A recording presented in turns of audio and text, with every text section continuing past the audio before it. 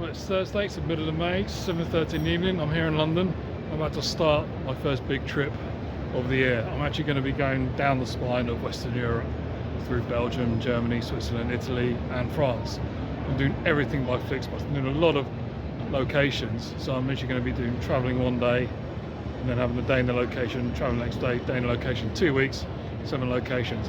I say I'm not starting from the train station. I'm going to be around Victoria coach station.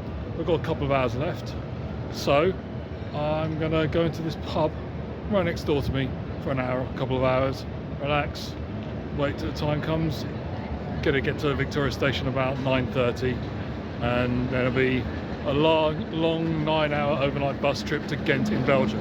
So let's get to the pub.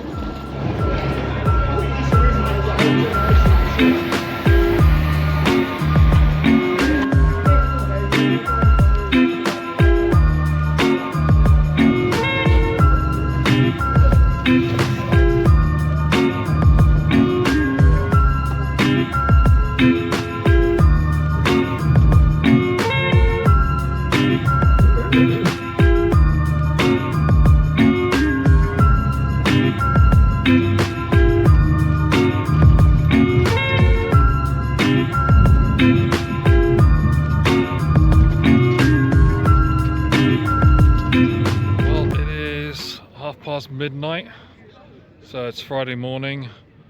I'm right here in Dover. We've gone through customs actually pretty quick. It's only about 10 minutes or so to get everyone through. It's quite cold, it's about 6 or 7 degrees at the moment. We've got a 30-minute break before we get on to the boat, I guess. Is it there? I don't know. It said it was a 30-minute break, so I assume we're going to be moving on very soon. So I think there's some school trip, but that's what the noise is. Some kids mucking around, or teenagers. Comfortable bus, usual problems with legroom. Well, it's only for me anyway. Thankfully, it's not too busy. So I booked the seat next to the steps, middle steps, and someone was sat next to me. So I moved. And I was able to get some space of my own. Yeah, so we're going to have, I guess so, in about half an hour I'll be on the ferry and then across for another 2 hours at least. So by the time we get across, it's now 1:30 over there. So it'll probably be like, oh God, about 3:30, 4 o'clock in the morning in Belgium. So it's going to be quite close to the time getting there. I think this bus actually stops in Bruges first, then goes on to Ghent, and then Den Haag, then Amsterdam. So I'm just going to stretch my legs for a little bit before getting on the ferry. So see you on the ferry. 2 hours, 2 hours break. Is contact to bus dot 4.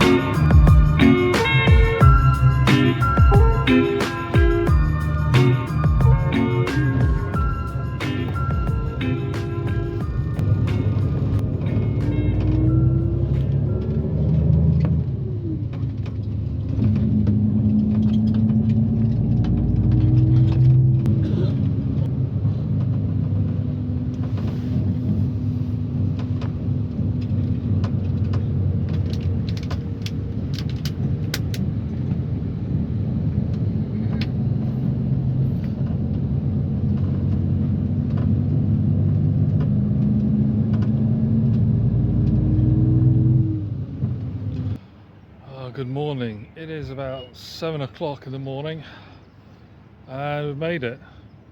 This inauspicious looking car park behind me is a Flixbus stop at Damport in Ghent. So it's about 7 o'clock, so about an hour or so late. Managed to get a little bit of sleep on the bus. Woken up suddenly by the announcement to wake up, although I didn't really hear what he said. I just woke up and looked up for the road signs, and that was it. So we're in the city centre, so if my memory serves me right, the hostel's that way. So I'm going to head off, get to the hostel, drop off my bag, sort myself out a little bit, and then start my day as much as I can, given the zero sleep I've had.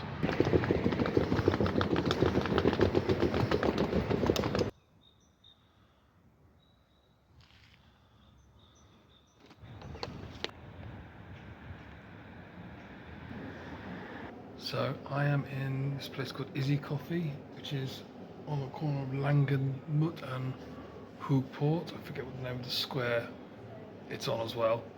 It's a modern little place. Got myself a latte macchiato and a chocolate bun, and we just had a bit of a downpour, but then the skies suddenly cleared up. But I came prepared, got an umbrella, and I got a raincoat as well, but it was buried in my suitcase sock coat, too tired to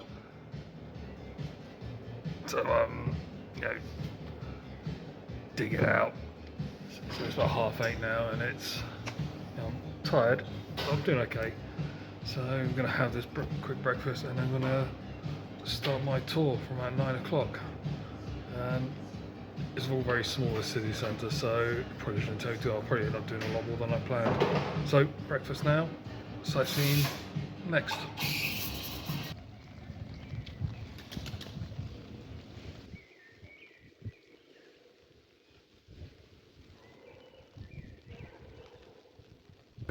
This is the Gravenstein, the Count's Rock, the Count's Castle. It was the fortification of the Counts of Flanders for a few hundred years, from when it was built in 1180 to 1353, when that residence was moved to the Hof ten Vale. The original fortification on this site was built during the reign of Count Arnulf II, who lived from 890 to 965, and is one of my ancestors. So kind of coming home here. This one dates from 1180. It was built by Philip of Alsace. It was probably modelled on Crusader castles that he'd seen when he took part in the Second Crusade, and it was specifically designed for intimidation purposes. The burghers of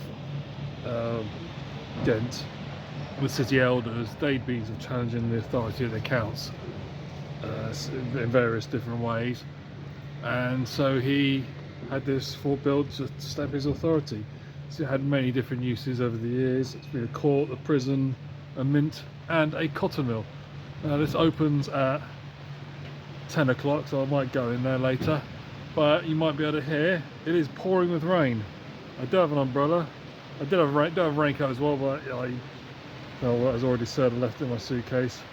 So I might stay under here for a little while for this to pass, and then head on out again in a minute. Okay, so behind me is Sint-Veerleplein. It's opposite the Gravenstein, and it's a public square that up till the early 20th century was used as a vegetable market.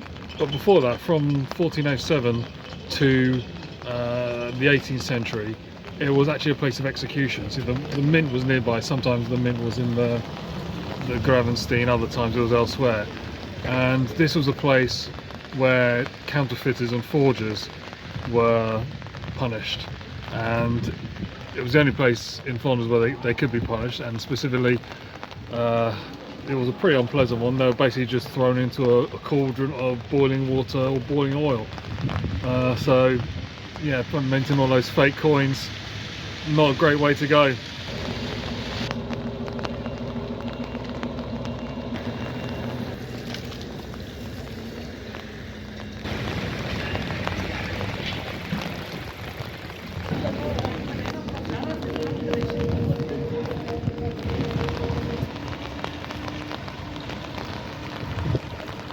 So behind me is the Sint-Niklasskerk. It was built over a century, from the 13th century, 73 metres tall. It's one of the 3 towers of Ghent, and it's been used as a belfry and a watchtower for military defensive purposes. It's built in the Scheldt Gothic style as well. It replaced an early Romanesque church. Now inside it there is an organ. It's one of the most important organs from the Romantic period. It actually took 3 years to construct. It was completed in 1856.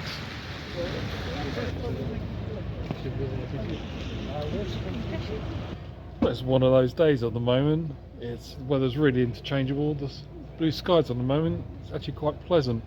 But I can see some dark clouds hovering around, probably coming over again. So right behind me is the Grassley. This is the old medieval city centre quay. It's actually been a quay on this river since the 5th century. Obviously these guild houses are a little bit later. I'm not sure what the date would be. Look, got this, I'm guessing like 14th century maybe. But yeah, this is the sort of iconic face of Ghent. If you see any pictures of promoting the city, this is pretty much what they're showing, the Grassley.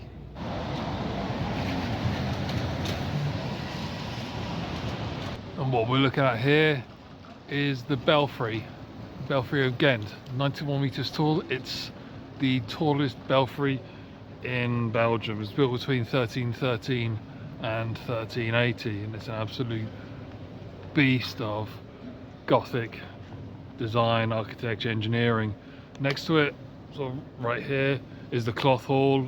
Obviously a quite common thing in medieval cities.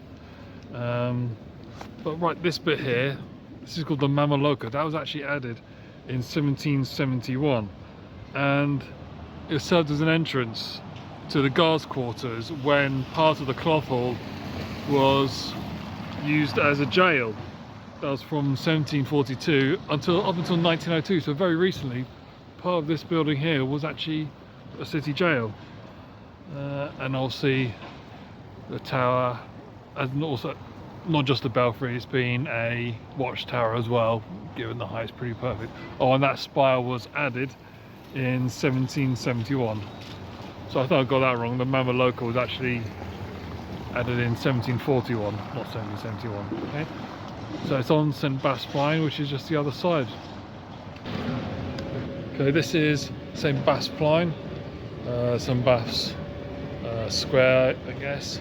So on one side here we have the belfry, and on the other side we have Sint-Baafskathedral. Now what's interesting here though is what's behind me right there.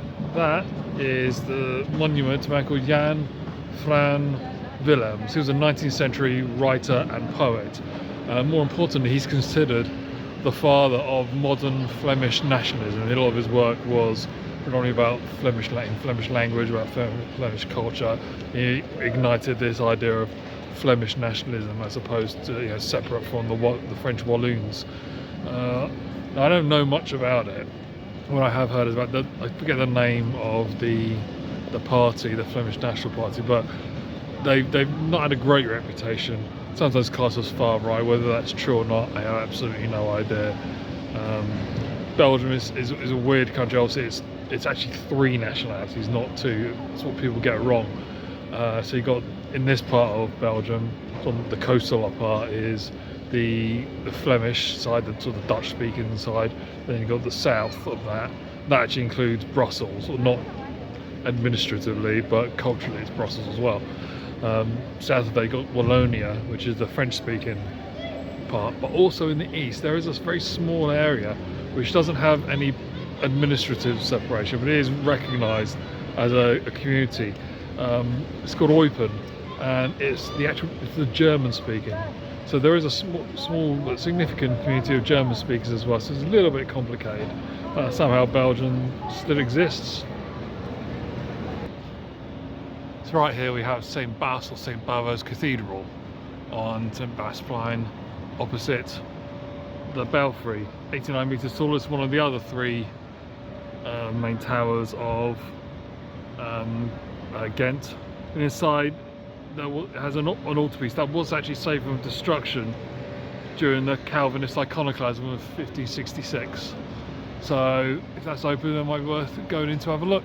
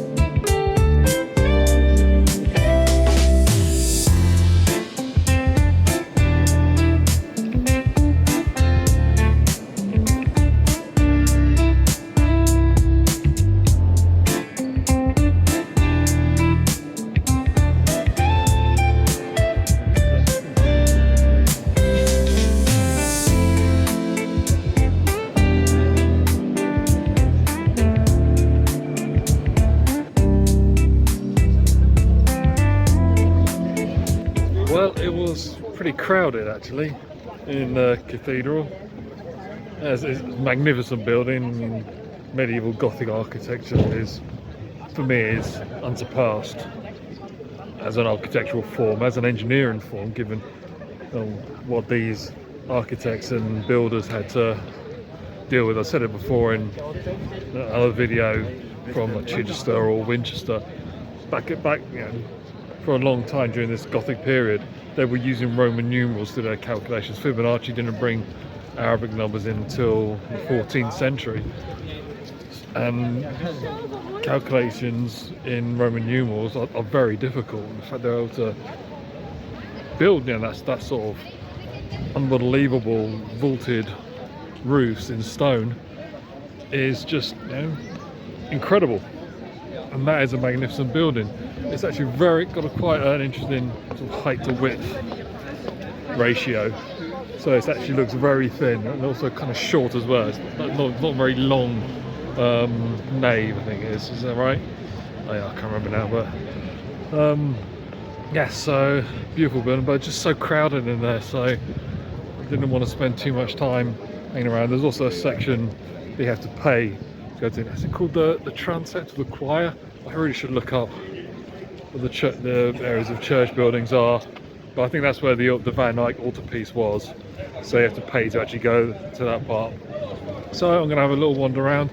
I've noticed over there, that way, there were some dark clouds, so we might get another shower. Brilliant.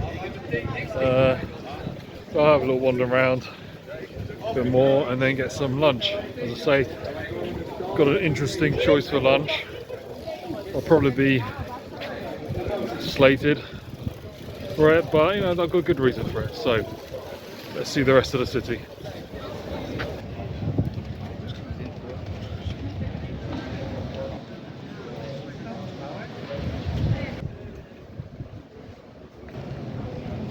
What you see behind me is the Vrijdagmarkt, or the Friday market. This is the historic centre of Ghent, or centre of their trade and all the commerce. It's actually surrounded by a lot of the typical medieval guild houses, but I can't really see them because, you know, the market's in the way, which on one hand is a bad thing, you can't see the buildings, but on the other hand it's a good thing. It's a thriving market that selling pretty much everything.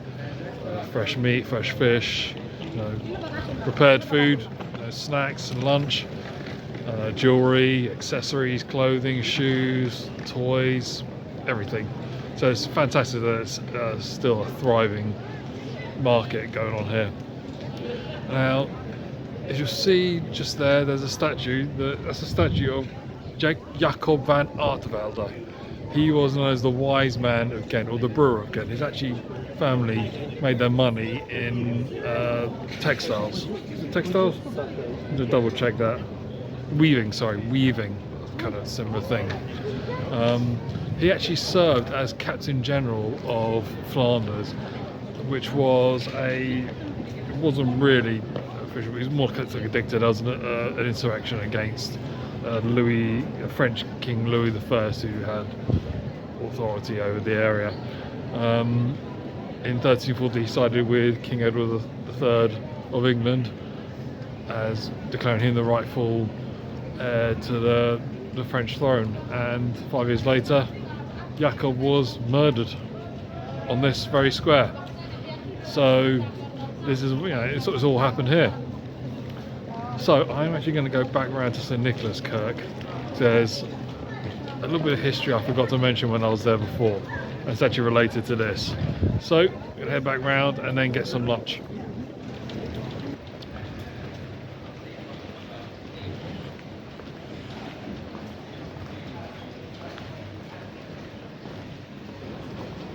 So back with the Niklasskerk right there, and this is the Kornmarkt, or the corn market, the wheat market. It was the centre of the wheat trade in Flanders in the medieval period, but its significance is much greater than that.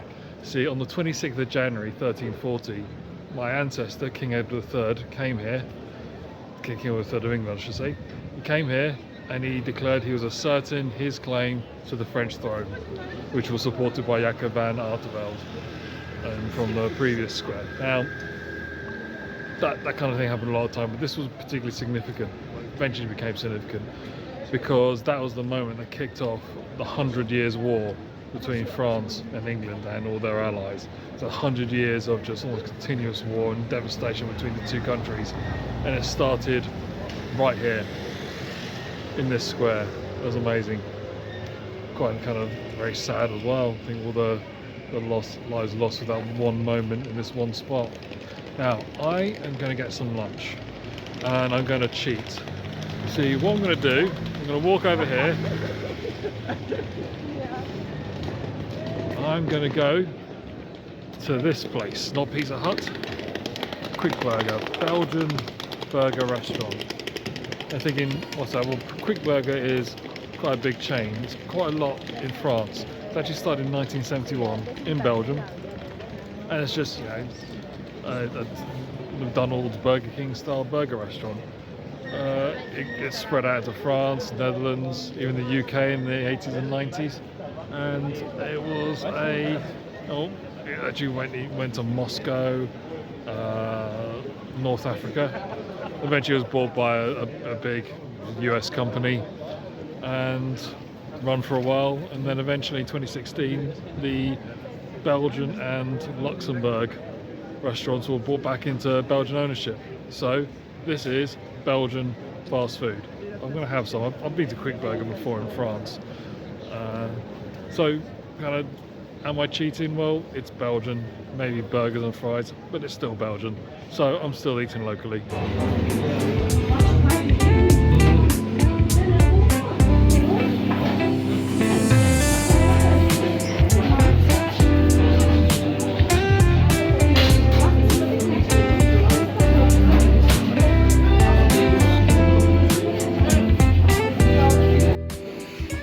How wonderful is this country where you get essentially a Big Mac, fries, a couple of sauces, but you also get beer, and it's actually 16 or over, not 18. So this is wonderful. This is Belgian cuisine at its finest. So, verdict on Quick Burger. Made it before. The burger, well, bread superior. There's a mixed type, like brown and white. Patty better than McDonald's, not as good as Burger King. The fries, disappointing. They tasted like the chips you used to have at school, so not great, but with plenty of salt. They're still decent enough, I suppose. Sauces are fantastic. So the frites sauce was actually salad cream. That was interesting. And the curry sauce had the flavour of the spice, but not the actual heat. So it's kind of more sweeter actually. So good, and of course the juniper pills. That's just fantastic. So I won't give it a score out of 10. You know, it's a burger restaurant. It's not brilliant quality, but it's not terrible either. So I'm gonna go back to the belfry, because you can actually go inside it and go up it. See what the views are going to be like from there, and then I'll head back to the hostel and get a little bit of sleep. It's starting to flag a little bit, and hopefully it won't rain. It's just been another massive downpour while I was having lunch, so let's see if I can escape it.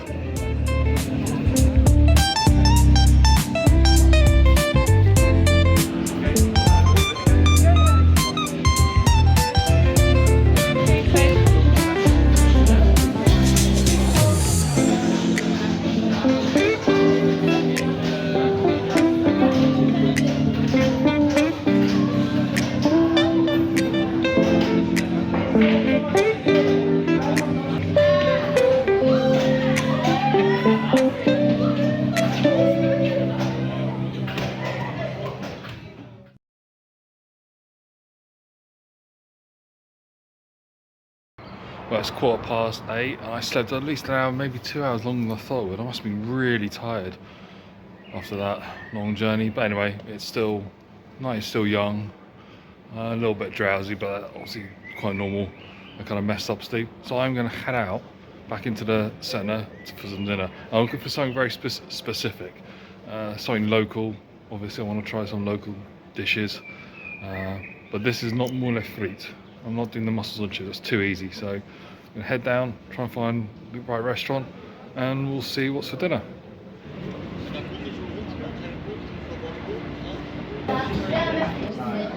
Nee, ik vind het niet meer leuk om het te letterlijk.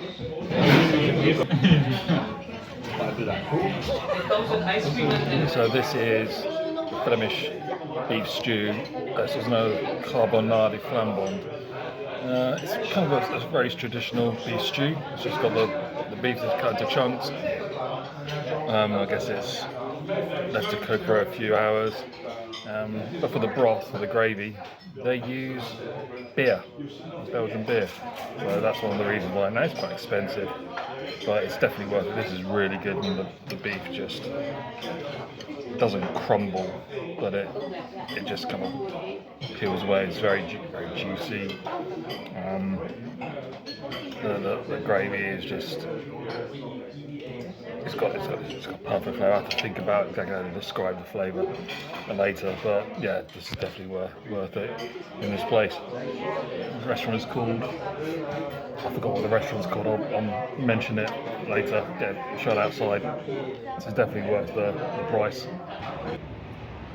So this is where I just ate, Directors. Lovely little restaurant, some really good traditional Belgian food. That beef stew was superb. It's a bit of a sweet and sour stew. They apparently cook it with onions, garlic, various different herbs, and obviously the beer. Really nice, rich sauce. A sweet and sour flavour to it. The beef was just perfectly cooked. They're quite clever as well because they serve it with a little bowl of fries. But because of the gravy, there's so much gravy, it's quite thick, and you just want it. Obviously, you'd rather have bread. The bread costs €5 extra. So, on the one hand, you probably want them to provide the bread for free, but as a business decision, that's exactly what they should be doing, charging £5 the bread, because with that gravy, you will spend €5 on the bread. It's absolutely worth it. So definitely want to have some traditional Flemish food. That isn't just moule frites, then this place here on Sint-Baafsplein or Baafsplein. This is the place to come.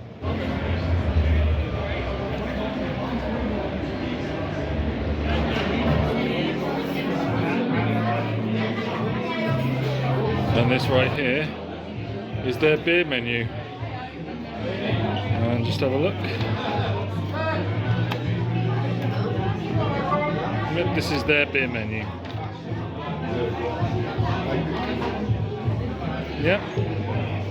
This is what they offer.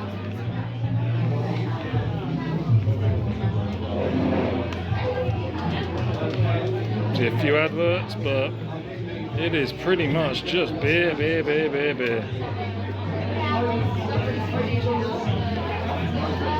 Yep. So beer central. Oh, thank you. And there's my beer. Thank you.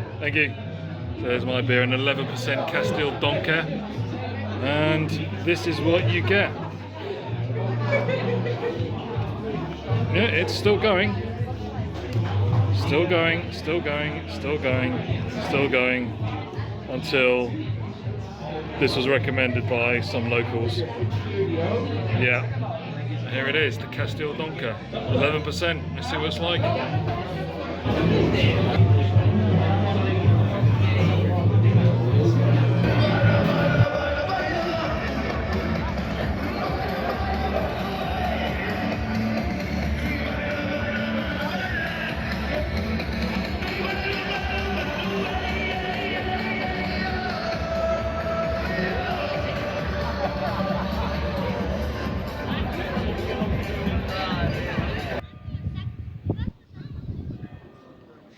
Okay, let's have a look at the room. So secure entry. Nice big space. 3 bunk beds. Haven't crammed them in like some places do. A table and a table. Very convenient. Some lockers and some hanging space there. It's all very clean. Each of the beds has got one power point and a little light, a little shelf. So this was my bed here. Pretty decent. Beds are nice and strong, sturdy. Yeah, and I hate this ladder configuration. The ladder should be angled, but there you go. No curtain, so no real privacy as such. And you got the shower room. Ah, right, I forgot something here. 1 second. Now this is a bit of a weird thing. Where is it?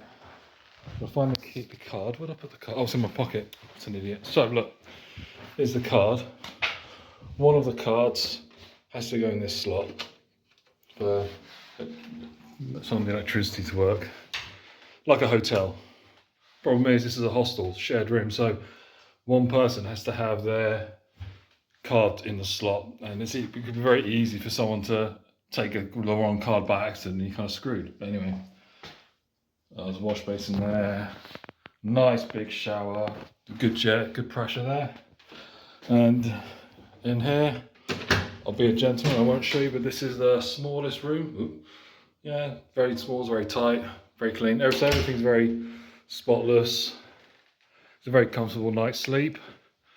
Let's just check out the view. That's just down. Goes into the canteen area. I'll show you that later. And a nice blue sky out there. Yeah, so all in all, very nice, comfortable room. Had a very good night's sleep. Actually, had a very good afternoon sleep yesterday.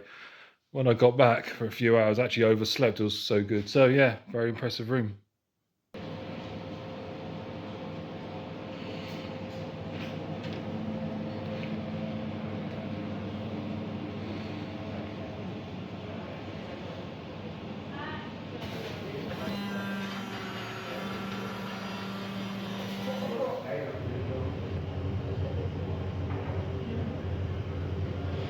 Well, good morning from Ghent. It's a lovely sunny, quite warm Saturday morning.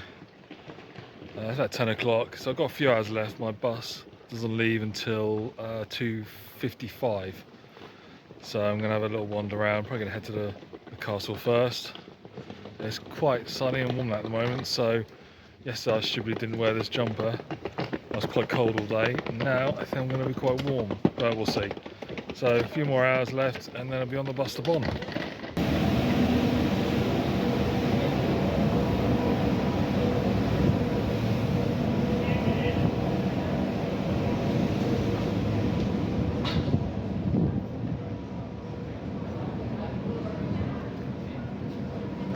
So I just got a ticket for the Count's Castle, the Gravenstein, but it's there's all timed sessions. So the earliest one I could get was 11:20, so I've got about an hour and 20 minutes to wait before I go into the castle. Actually makes a bit more convenient actually, because once I've done the castle, I'll just go back to my hostel, which is around the corner, and get my stuff, head towards the bus station, get some lunch. So that actually works out well. So what I'm going to do instead, I'm going to head to the belfry, which I can see from here. Hopefully they fixed the technical issues they had yesterday, and with this bright sunny morning, view should be quite good. So belfry it is.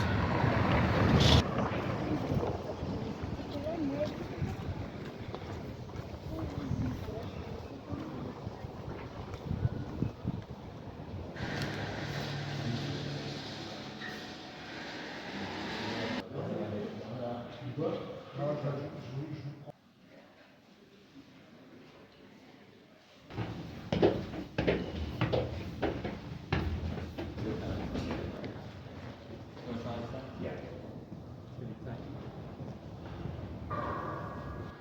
this is something I didn't expect, so I didn't do my research very well. This is a carillon drum. It's basically a music box, like the kind you get in jewellery boxes, with little ballerinas spinning. And this is obviously a relatively new one. The sign says, where does it say it comes from? It doesn't say what year this dates from. I don't think it's like the 17th century, but there's been something like this since 1377. Oh, it's going. Didn't realize that. 1377. Here we go.